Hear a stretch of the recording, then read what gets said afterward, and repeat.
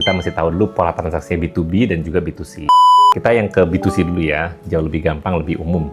Kita sebagai konsumen juga sering banget belanja kan, jadi kita hafal lah. Dan pola transaksinya sebenarnya yang terjadi di belakang layar secara prosedur finansial itu sama aja. Cuma kalau misalkan kita pakai platform, itu kesannya gampang banget. Bahkan untuk beberapa platform kayak Amazon, itu ada yang namanya one click checkout. Sekali pencet, langsung kebeli barangnya, langsung dikirim ke tempat kita. Tapi sebenarnya yang terjadi di backend-nya itu proses transaksi yang juga mirip.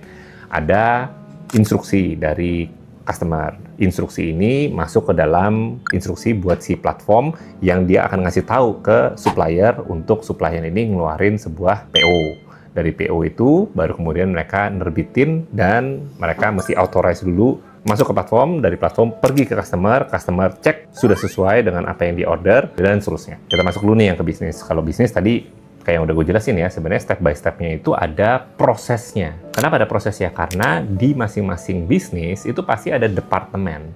Di setiap departemen ada kepalanya, ada orang yang harus bertanggung jawab. Kalau misalkan salah, perusahaan bisa rugi. Banyak impact ke karyawan di perusahaan itu. Makanya harus perlu ada proses dan ada approval. Jadi katakanlah misalkan ada customer yang beli dan kemudian masuk ke tim yang melakukan order handling gitu ya. Nah ini ya ada prosesnya juga. Ini sudah oke belum? Informasinya sudah lengkap sesuai dengan apa yang customer mau, kita punya barangnya, baru kemudian mereka authorize, baru masuk ke proses selanjutnya, dimana masuk mungkin ke gudang ataupun fulfillment dan segala macamnya, atau kalau misalkan ke third party ya masuk ke supplier dan seterusnya lah gitu ya. Tapi intinya dari setiap chain of process itu tadi ada prosesnya dan ada approvalnya juga yang diperlukan.